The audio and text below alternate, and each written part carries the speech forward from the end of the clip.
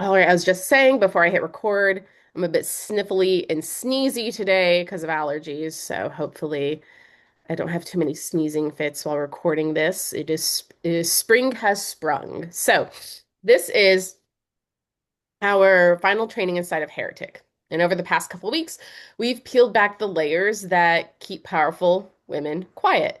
Now, this particular offer, you know, is all about saying crazy shit that supercharges your brand and sells everything you drop, right?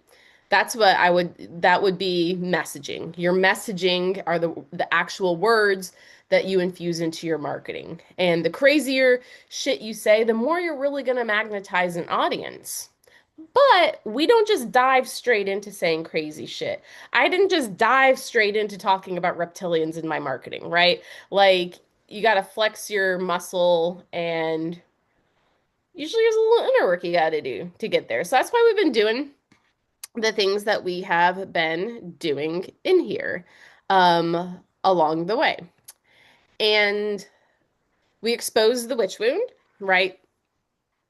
The witch wound trains brilliant leaders such as you to mute themselves, to be uncomfortable saying that crazy shit, right?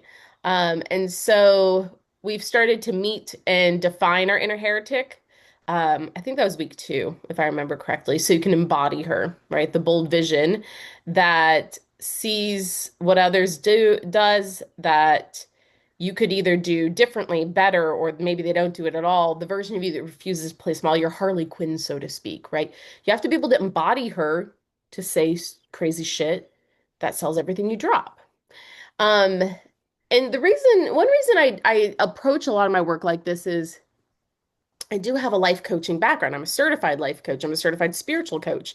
I just happen to be a certified life coach and spiritual coach who is psychic and also really good at brand building and marketing. So I feel like when you bring that together, that's what really catapults a brand. A lot of times people just dive into strategy and they're like, I can't do this. Why can't I do this? Well, there's other stuff going on.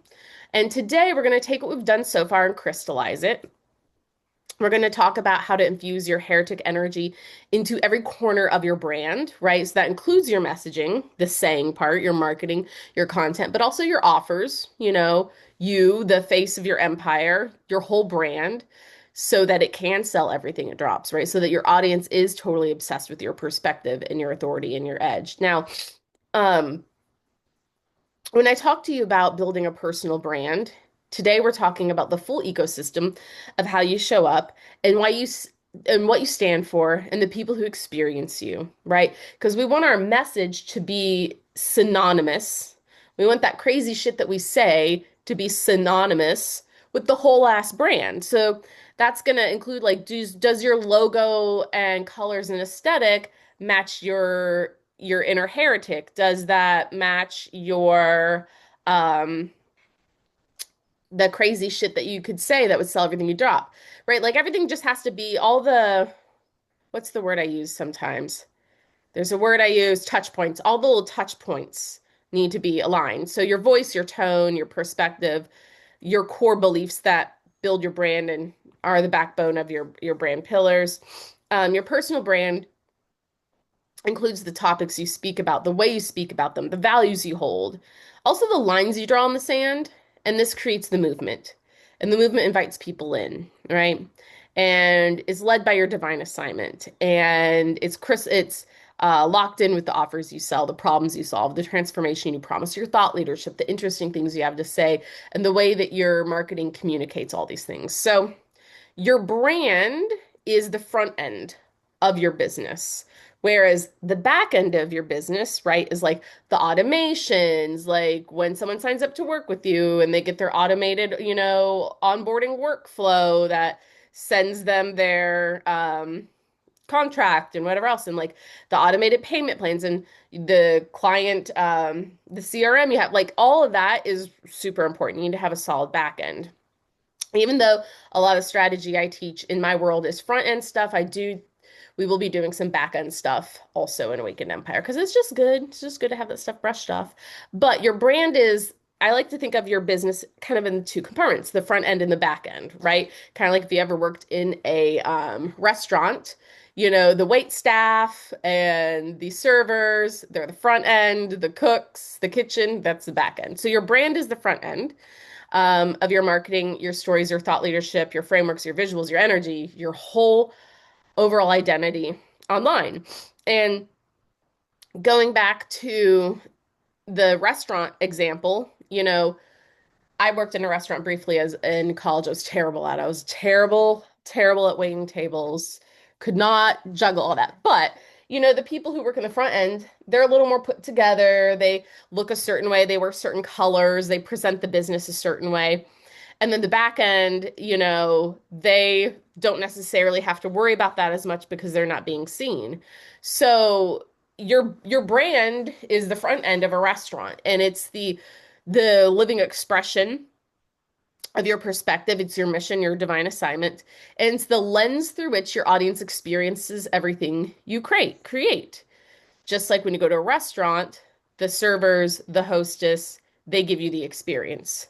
So being on brand means that all these pieces are aligned and recognizable. So your content and messaging and offers and personality, your inner heretic, they all come from the same core identity and belief system. So when someone lands on your social media page, reads your post, ends up on a landing page, listens to you speak on a podcast, buys from you and joins a training of yours, there should be a consistency, and we need to weave that inner heretic into that you identified earlier in this course into everything. So this doesn't mean like we're not burning anything down. We're just, hey, we're looking at what you have and saying, where can I get of it a little extra razzle dazzle to be embodied in this version of myself so that I have this brand that stands out, right?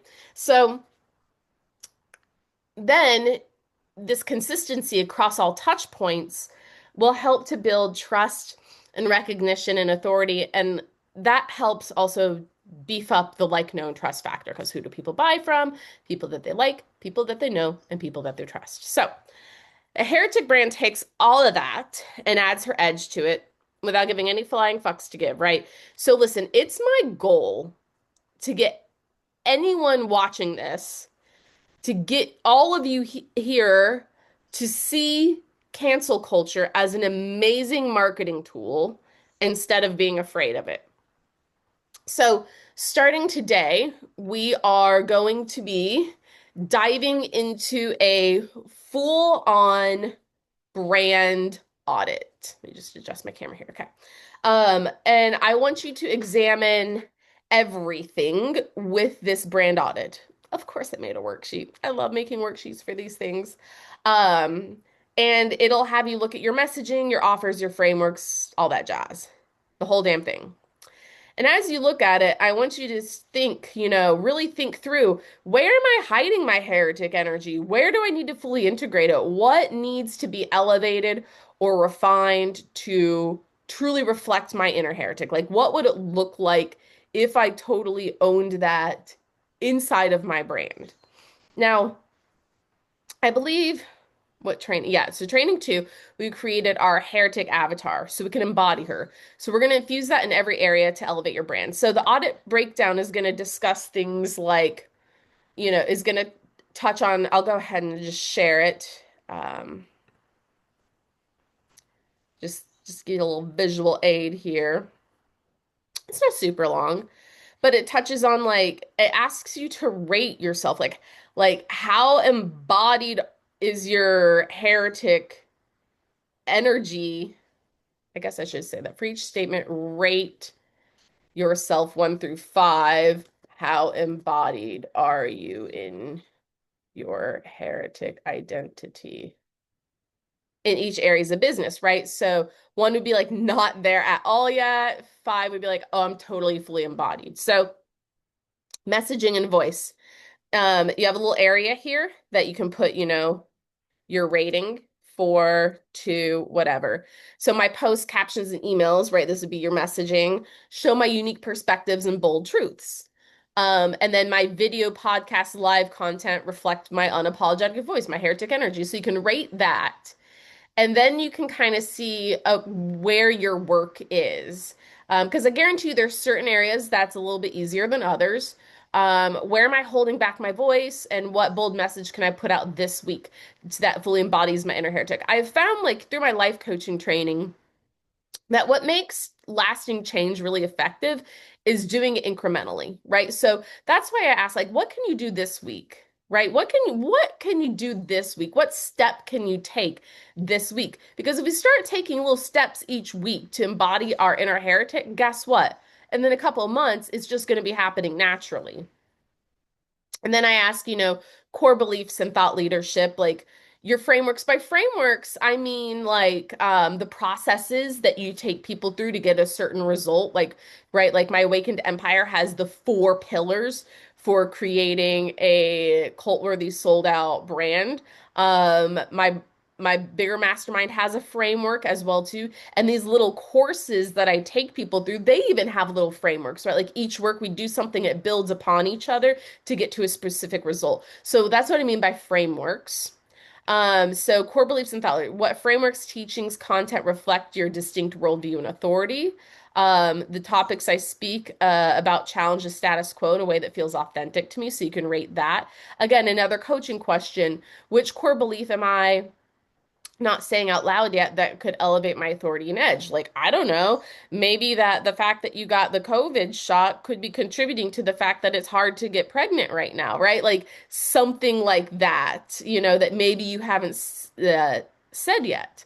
So then we have, similar questions. We're going to dive into offers and programs, and visuals and brand identity, and consistency and alignment, and then heretic, risk, and edge. So it's not a super long one, but it's really designed to help give you clarity on where is your area that you need to focus on. And visuals and brand identity might surprise you. So um, my visuals and colors I chose were very intentional in my brand. Not at first, not when I first built a business, but when I went through a rebrand. And I chose a cascade of pinks and purples. And I did it intentionally because I've noticed a lot of business coaches really like the newspaper or like magazine editorial look, black and white. Like there's like a certain like I don't know if you know what I'm talking about, but like it's very like sleek and they have their stilettos and stuff, and that's cool. I think they look really nice. But I didn't want to do that because I feel like there's just this like uniform look across the business coaching world, and I was like, okay, well, now that I understand what my inner heretic is, and my inner heretic is bold, and my inner heretic is rebellious, and my inner heretic is a free thinker, right? Like I've unearthed her. What would her brand aesthetic be like, And my brand aesthetic would be casual for a business coach. I'm not going to go to a brand shoot in a hoodie and no makeup, I'm going to doll it up a little bit for a brand shoot. But how can I make it my own? How can I make it a little bit rebellious? How can I make it, still seem spiritual, but not like wave in the wind, roll around in the grass, rubbing my nipples sort of spiritual, because that's just not how I am. Right. And so you really want to like kind of put some thought into your colors. And then, consistency and alignment. When I talk about that, I'm talking about the touch points, right? Is your audience get a clear sense of who you are and what you stand for across every touch point. So see, this is where a lot of people stop short. They get curious about their witch wound. They maybe even name their inner heretic. They might even think about that version of themselves, but then not fully step into infusing that version of themselves into their brand. But when you infuse your heretic edge into your brand, you're more likely to blow up your brand. And I have a really fun example for you all because I don't know about you, but real life examples of what happened to other businesses contextualize things for me in my brain. And so that's what I'm going to do here is give you a little bit of a real life example. And it's a product-based business, not a personal brand-based business. But everything I'm teaching here applies to product-based or personal brand. So who is familiar with Doc Marten shoes? probably all of us, right? Especially if you're an elder millennial like me, Gen X or maybe Gen Z too. I think now they're back in style. But when they first came out in the 1940s, they were just functional work boots for like postmen and factory workers. So then in the 70s and 80s, the subculture of punks and then later goths and grunge kids started wearing them, and they wore them as symbols of rebellion and nonconformity.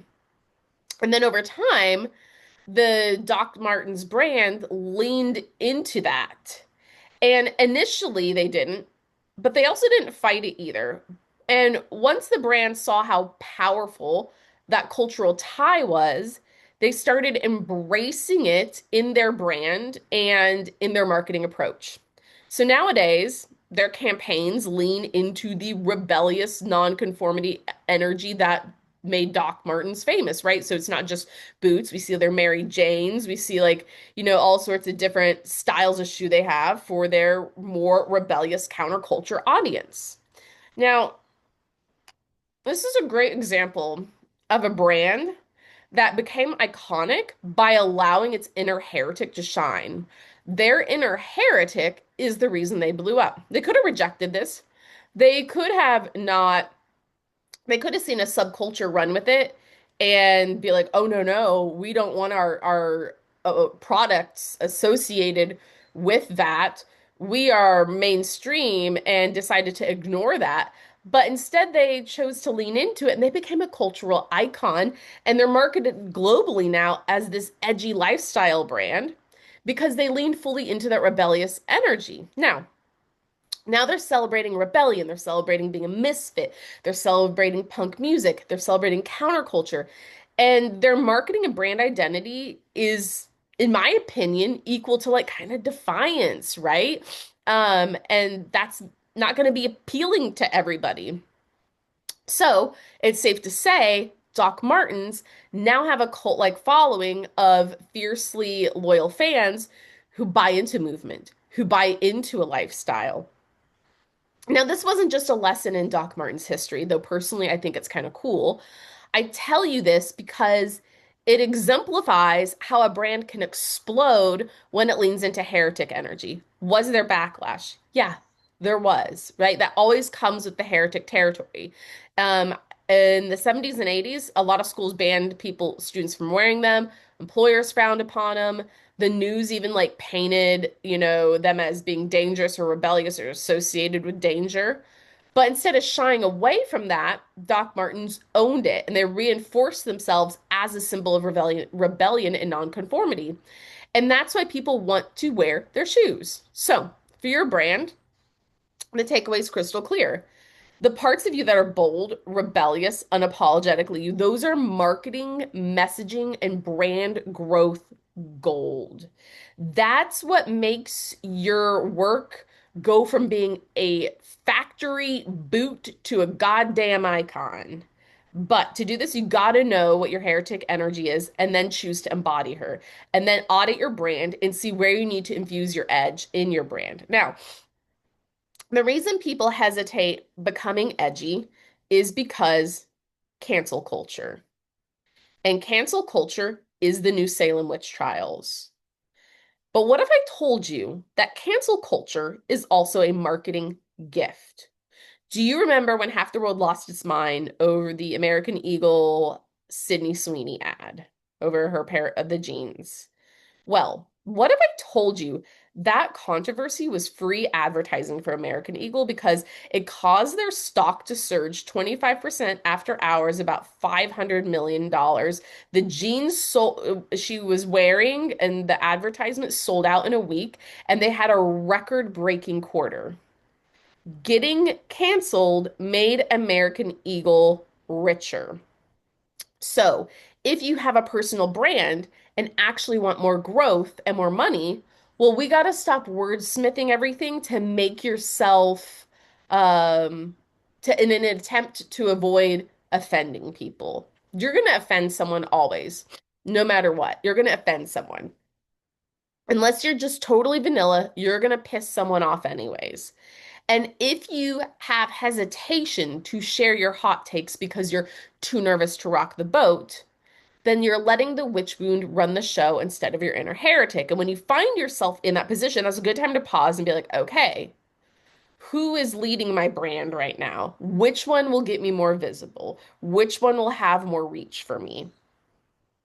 Which one will magnetize people to me that are more likely to say, yes, I need to buy this right now?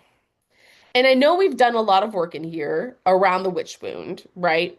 But I also want to mention sometimes we just have to rip the band-aid off and let ourselves get uncomfortable and realize that disagreement isn't going to cause us to lose our livelihoods or brands, that a little confrontation can be good marketing. So, the witch wound, the original cancel culture movement, that is why people are so hesitant to speak out in their brands against mainstream narratives that or the narratives being pushed by the Matrix, I guess I should say. Um, Except the witch wound came from life-threatening consequences. So we need to reinvent how the mind sees confrontation. Because if you're not willing to rock the boat, at least a little bit sometimes, you don't have to do this all the time, but at least a little bit sometimes, it's going to be more challenging to grow a brand in this climate, right? That when you are able to be comfortable rocking the boat a little bit, is more likely to position you as a thought leader, someone with interesting ideas. And that is what starts to brew the energy behind creating a movement. So I created the Heretic brand audit worksheet for you to go through. Remember, at the beginning of our time together, too, I had you identify something that you're totally passionate about, but you've yet to say in your business. And then I had you practice writing a post about it. Just getting it on paper, getting your nervous system used to saying what you want to say without filtering it. That is the heretic angle your brand needs. Whatever that was that came up for you, that is what you need to say. That's the crazy shit you need to say to sell everything you drop. It's right under your nose. And I want to encourage all of you to take that post, that email, that piece of marketing you wrote and go live with it soon. Because that's the thing, when you fully own it and lead with it, it has the power to make your audience obsessed with you so your offers sell more easily. So, who is that version of you that would post that audaciously, bold thing without hesitation? And how can you embody her? How can you infuse her across your brand? This is going to turn your inner heretic is going to turn your brand into a sales engine by strategically leading with the parts of you that the world hasn't heard before because you've been hesitant of pushback or exile or whatever else your personal witch wound block is. And the thing is, that topic, that truth you're passionate about, when fully embodied across your messaging and all the touch points, it becomes a gravitational pull that builds a cult-like following and makes selling more effortless. Now, Leah, I know that we have uncovered that one thing that you've never said before, right? One of your bold things you've never said before is about your anti-vaccination stance. Is there anything else that is a core belief that you haven't said before or that um, you don't say frequently? Um,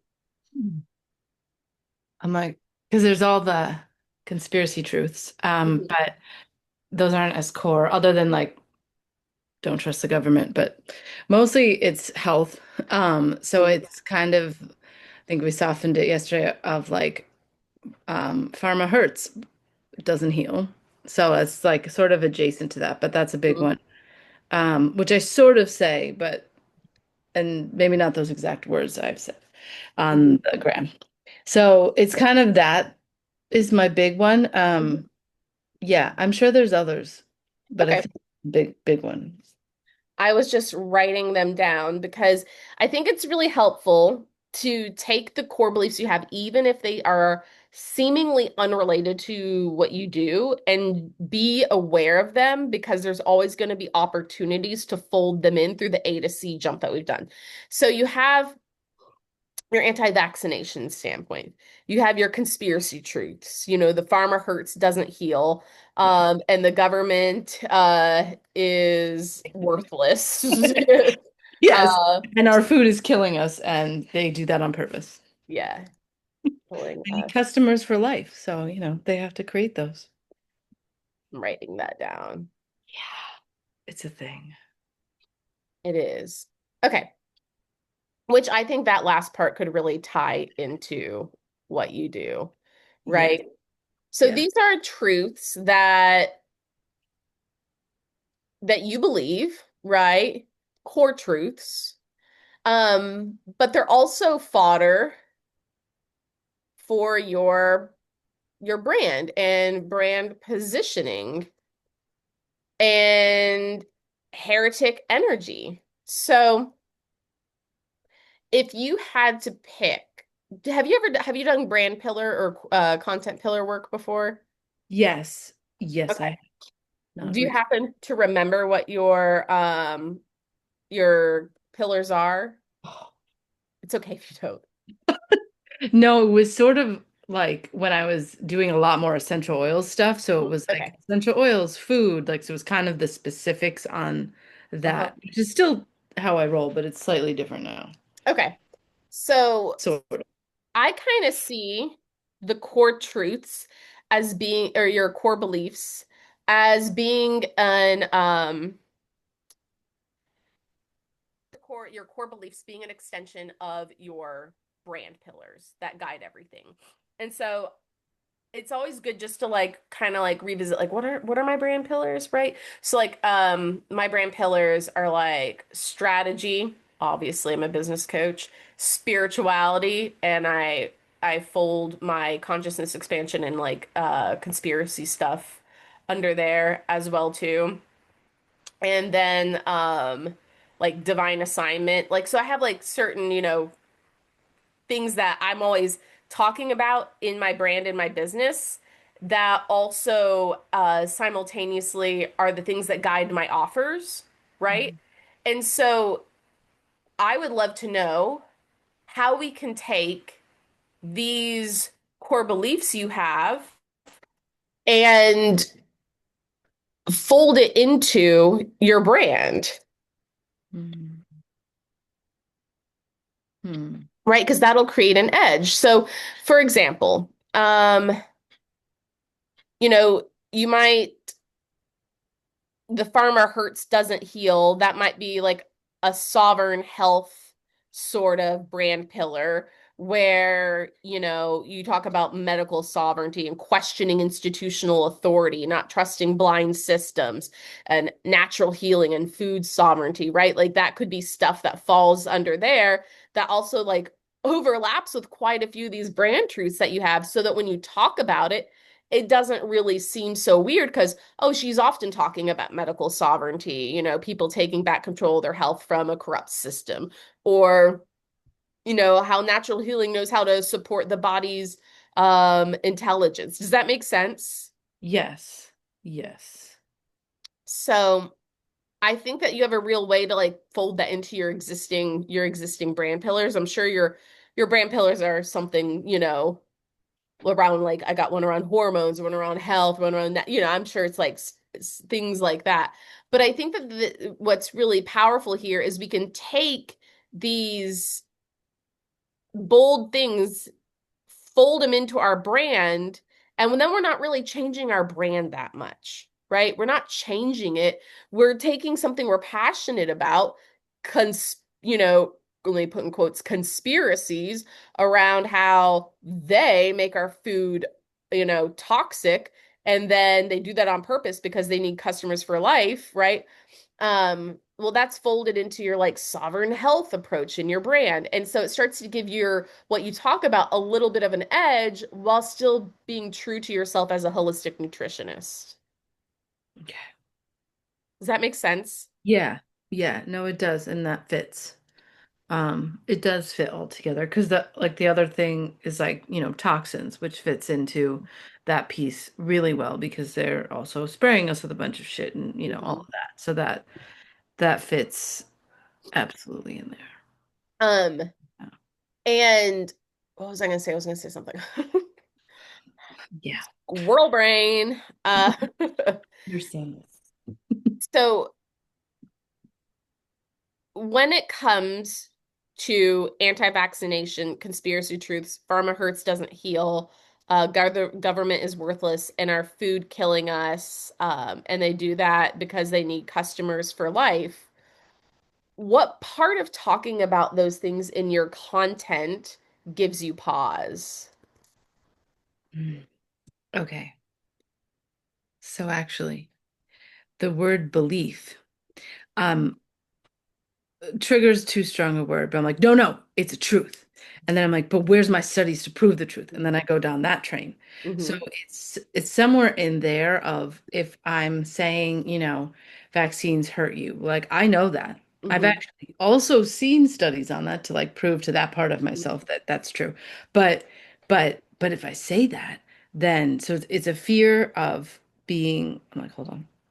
Called out, yelled at, things like that. I was doing a worksheet and it brought me back to, oh Lord, hold on. Fourth grade, where my teacher told me I was dumb, I wouldn't be successful, and then I hid under the desk. Yeah, it was terrible. And it was around math, but overall general, I'm sure. So Mm-hmm. that sort of, I think if I say what I know is true or believe or studies or anything, I open myself to be yelled at. Something in there. This is good. It's a lot of crazy in there, but No, this is really good because like this is the kind of stuff that keeps us from growing our brands, right? Like we learn these things. We learn strategy, we learn this, we learn marketing, and then we're like, why am I not doing it? And it's because of this. So it's really good that you have that awareness. So it sounds like this is, I don't know if this is the right word for it, but the word I'm going to use is like some kind of like authority wound.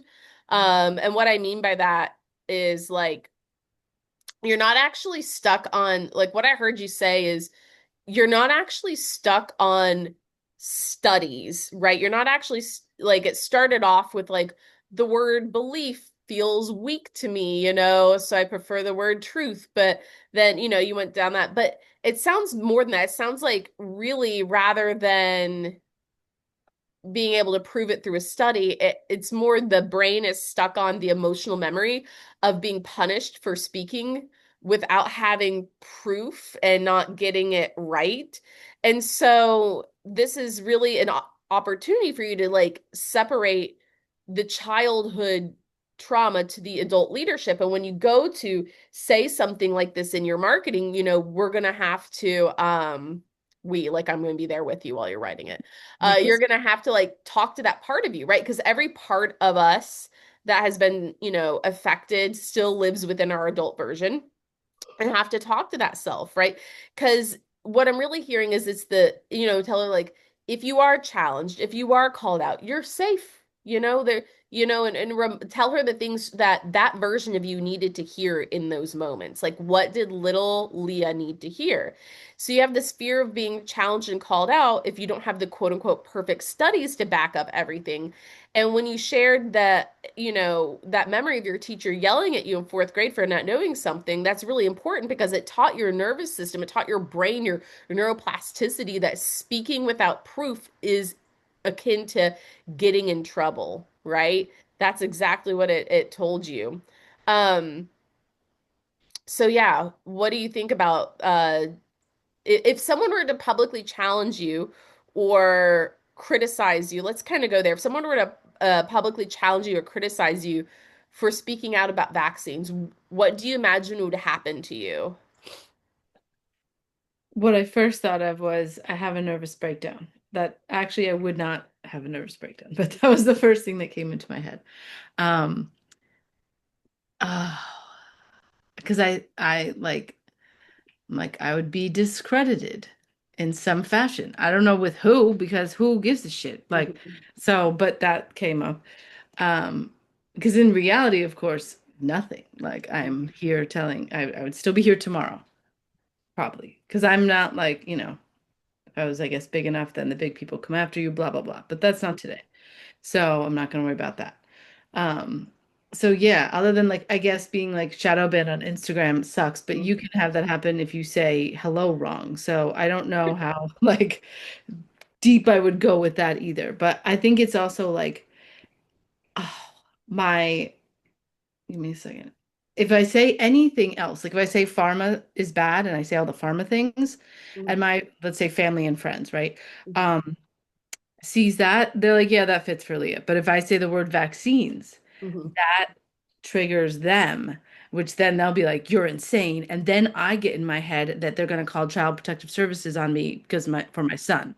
So that's, and that does happen. So that's kind of a thing that happens. So, Okay.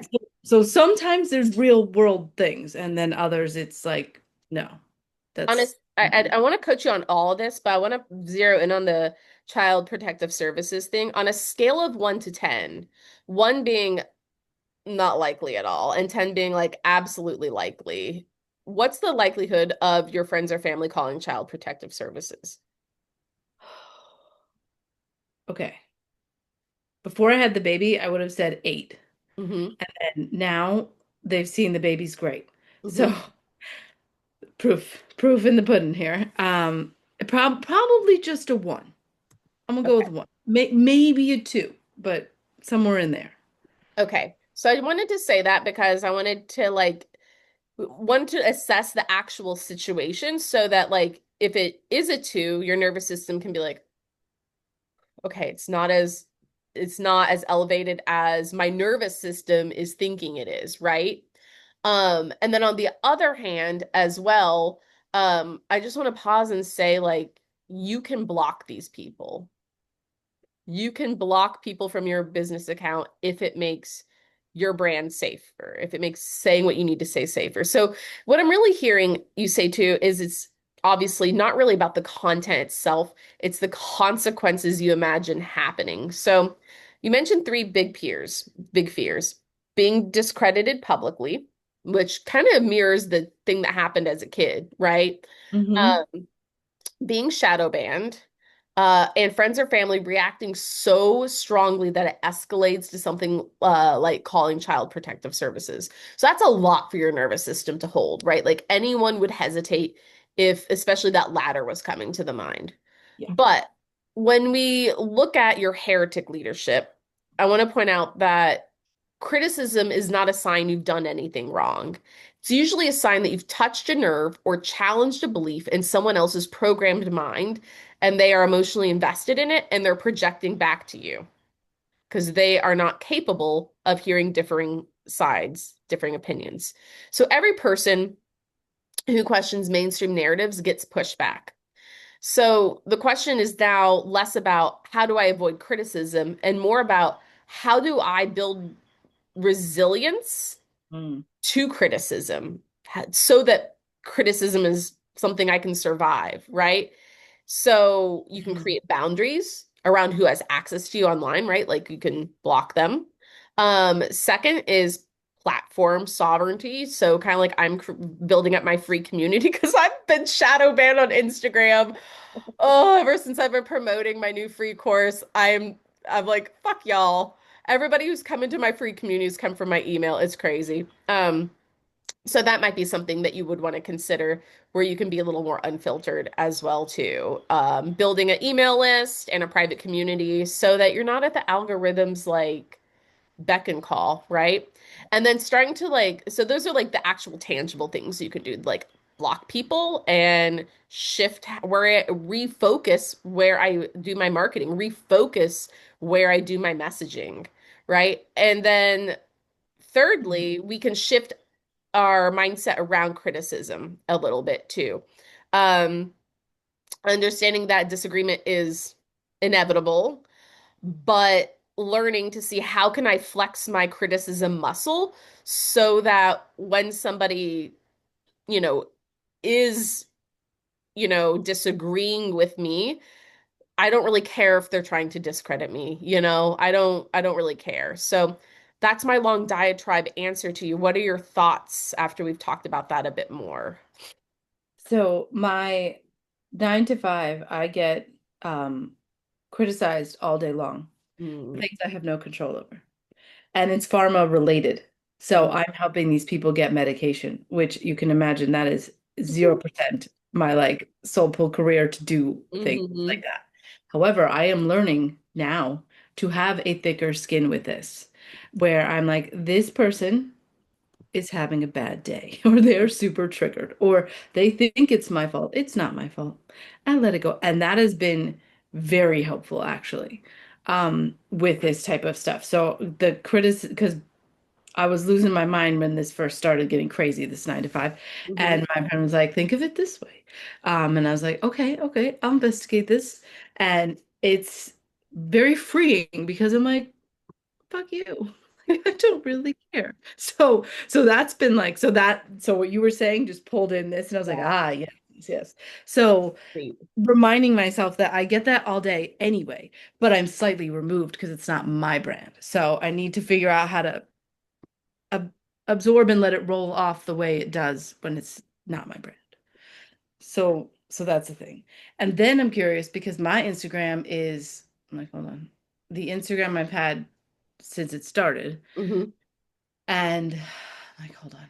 So I'm like, let me think a second. A lot of people get my stories, but not my posts. So if I post like vaccine stuff, I will bet a good money that those people probably aren't going to see the damn posts anyway. mhm, So, and also if it does, what does that mean? So, and then can I block them from certain posts? I don't know. So thinking about how to boundary with not shutting them out entirely because like they don't see my son's face on there, but they like to see pictures of him or what we're doing or whatever. It's a way for like them to stay connected, which I get. So figuring out the boundaries. So I'm like thinking about all of these things. And then I remember yesterday, I wrote it down in my phone of where to build the email list better because I have that and it's great, but I need to mhm, ramp that. And some of the email list is 100% people from when I was like doing a lot of essential oils classes that are like my parents' age that would lose their mind if something in that email said vaccines. So I might have to move mhm, move them to, even if I did like a not a different email for them, but something if I want to keep that mhm. connection. Um, so thinking about all those things. Okay, good stuff. So I wrote all this down. That way I don't forget what you say. If you see me tippy tapping with my fingertips when you talk, that is why. So it's good that you're okay. So the good thing is you're getting proof that you can handle criticism, right? You did that in your 9 to 5. Yes. The but because it's directed more at your role and not your identity, like your personal brand, it's a little easier to take there. So, what I Exactly. want you to remember is your brand is an expression of you, but it's still a container that you operate inside of, like it's a 9 to 5 that you operate inside of. So, just like you have a professional identity at work, you have a brand identity online, and criticism is directed to the container of your brand, not you as your human. So, that might be one way to like, oh, they don't like my brand. They don't like what my brand stands for. They would never buy from my brand, but that's not about me. It's about my brand persona. So I don't know if that's a helpful way to rethink about looking at it. But it might be a helpful way to frame it Yeah. a little bit more too. Yeah, it's less scary. Someone once had me do like a visualization thing of that, basically, of how like the brand is not literally you. Yeah. Like yeah. So yes, I like that. And also, like, we've talked about in other calls, like your brand is a persona, an aspect of yourself that you wish to show. Your heretic identity is an aspect of yourself, but it's not your whole heart. It's not your all of you. It's not you. It's a part of you choose to lead your business with, right? So that might be one way that if you start to like when you start to get more edgy in your work and someone says something that you can pause back there. And then you mentioned, and I don't know if this is something that you would be interested in. But you mentioned that, your Instagram you use for business, you've had since the dawn of time, so it's probably your personal one and kind of rolled over into business. Hmm. How would you feel if you had one public brand account and then a personal, possibly private account for family, friends, and kid photos? I have a private Instagram and a personal Instagram and a business Instagram. Yeah. And I just keep those things separated. And I've removed a lot of people I know in real life from my business Instagram, but they follow me on my personal. So I don't know if that's something that you would entertain. Like, hey guys, I'm going to be just focusing on this for my business now and starting a personal one. I would love for you guys to follow there to see, like, what's your son's name? Benjamin. Love you, so you can see Benjamin's like pictures and updates, and we can stay connected there. So I'm just, how does that feel in your body? Like a yes or a no, or too much work, or I like that? The I but all because because I'm like, okay, I like the idea because it's separate. Hmm. And then but the too much work thing is a real thing. However, then I'm like, wait. Because then I'm like, all right, if I have the business brand, Instagram, whatever, and then I've always been told that bringing in some of your personal life to that helps people Hmm. connect to you. Yeah. So figuring out how to handle that, if you will. It's a balance, right? Like Yeah. people want to feel like they're getting to know you a little bit in your business. They don't want to be like she's like a fucking cyborg or something.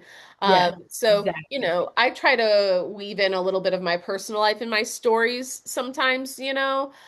I don't show my husband's face. He's not on socials. He doesn't really, but like, I'll put like a heart over his face or something. Like when we were on vacation, I shared some things or like a picture of my dog. I like to say, how there's the like 80/20 rule when it comes to like eating well. Yes. 80% of the time eat well, 20% like, you go girl. Well, that's how I like to do it for my business.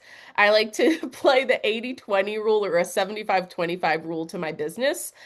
So I can keep a little bit of me in there and then also be on my, so that might be a good way to think about like balancing it. Okay. Okay. I'm gonna think about that. Yeah, so think about that and come back to me, and let me know what you've kind of decided there. Okay. Now, the email solution is a great solution. Email oftentimes allows segmentation too. So you could take the essential oil people who would, you know, lose their shit, and you can have them on a segment, and you can like segment other people. And so, like when you send out an email, and you can have your VA do this for you too. Yes. VAs are great for managing emails. Like you write them, but they like do all that stuff. Oh yeah, it's amazing. I'm so grateful. So you can be like, make sure this segment never gets anything about these topics right here. And then you can start to use the email building strategies that I talked to you about in another call where you can learn. And once you watch that training, come to me, we'll like flush all that out Yeah. together and start building your emails. So like I'm right now doing, let's see, this week alone with my email building strategies that I teach in there, primarily through bundles you'll learn about. I today alone I've gotten 11 new subscribers to my email. I've gotten 89 so far this month, That's which is I've had more too. This can be on the lower end. So it's really nice because you know what? The first second I send out something someone doesn't want, they unsubscribe, right? So like my email can go up and down and up and down. But the yeah. people who stick around in there, they really like what I have to say. And so it's just easy. I love that. Yeah. Okay. That just feels really nice. I'm like, yeah. And then I can say Hmm. whatever I want. Hmm. You know. You really can, because then you That's can what I send want it to to your do. segment too. Yeah. You can send it to your segments about that as well too. And you can even do like um create an offer like for the anti-vaxxer mom woman who wants to have a baby. Like, please don't call it exactly like that because that's kind of like boring, Yeah. but something like that. Yeah. And then that's going to attract your person like, oh, I need this training, I'm going to opt into this. And then now you're like bringing in the person you want to talk about the things you want to talk about with her. I like that. Yeah. And that's perfect. I mean, yeah, called something else, but I like that. Yeah, something like that. So, all right. So Mm. I know that before I hit record, I mentioned we might write a piece of content together, but I think our coaching conversation kind of took over more of the time, but hopefully this was helpful. Yes, yes. Like I have to sit down and process and figure out what I Yeah. want with all of that. Let me know what you decide. We'll work with what you come up. We'll figure out an action plan, right? Yeah. Um, to move forward so that you can lead with your inner heretic, so you can say that crazy shit and sell all them things. And some people I've learned even lead their businesses through their emails, and that's I'm slowly considering leaning more that way my way too as I get more controversial in my content because I'm like, if I'm putting all this energy into content to be shadow banned, right? I know. I know. It's like, obnoxious. So, Yes. perfect. Do you have any questions for me after our training and our conversation? I'm just thinking. I'm I'm certain I will. Well, Uh, you'll know where to find me. yeah, yeah, because it's yeah.